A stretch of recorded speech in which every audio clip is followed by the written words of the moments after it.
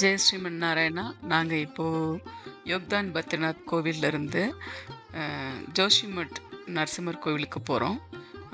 108 திவ்ய தேசத்தில் ஒரு கோவிலான இந்த ஜோஷிமட் நரசிம்மர் கோவிலுக்கு போயிட்டு நைட்டு நாங்கள் இங்கே தங்கிட்டு நாளைக்கு மீதி உள்ள 3 பத்ரிநாத் கோவிலுக்கும் போகலான்ட்ருக்கோம். 5 பத்ரிநாத்தில் 2 பத்ரிநாத் கோவில் பார்த்தாச்சு. விஷால் பத்ரி, யோக்தான் பத்ரி பார்த்தாச்சு. மீதி 3 பத்ரிநாத் கோவிலும் இன்றைக்கி இந்த நரசிம்மர் 108 திவ்ய தேசத்தில் ஒன்றான இந்த நரசிம்மர் கோவிலுக்கு போயிட்டு அந்த மீதி 3 கோவிலும் போகலான்ட்ருக்கோம்.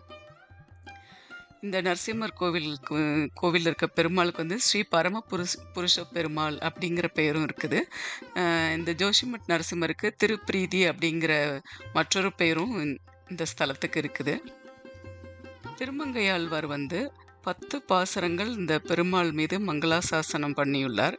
இந்த 10 பாசுரத்தில் 3 பாசுரங்கள் வந்து 3 பாசுரங்களில் ஸ்ரீ விஷ்ணு பகவான 3 அவதாரங்கள், ராமர், கிருஷ்ணர், நரசிம்மர் என 3 அவதாரங்களாக அந்த 3 பாசுரங்களிலும் பாடியருளியுள்ளார். நந்தர் அப்படிங்கிற அரசர் வந்து இங்கு வந்து உலக மக்கள் நன்மைக்காக நிறைய யாகம் செய்ததாக கூறப்படுகின்றது. அதனால் இது வந்து நந்த பிரயாக் என்றும் அழைக்கப்படுகிறது. வின்டர் சீசனில் வந்து இங்கே இந்த விஷால் பத்ரி மெயின் பத்ரிநாத் கோவிலில் இருக்க உற்சவ பெருமாளை இந்த கோவிலில் கொண்டு வந்து தான் வச்சு 6 மாத காலம் திருவாராதனை நடத்தப்படுகிறது.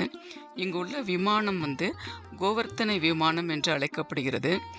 எப்படி கிருஷ்ண அவதாரத்தில் கிருஷ்ணர் வந்து கடும் மழையிலிருந்து யாதவர்களையும் பசுக்களையும் மழையை தாங்கி காத்து அருளினாரோ அதுபோல இங்கு உள்ள நரசிம்மர் மக்களை கோவர்த்தனை விமானம் தாங்கி காத்து அருள்கின்றார்.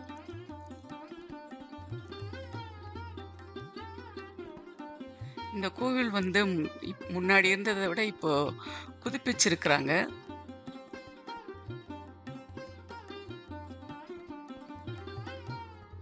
நாங்கள் தங்க போகிற ஹோட்டல் இந்த கோவிலுக்கு பக்கத்துலேயே தான் போட்டிருக்கிறோம்.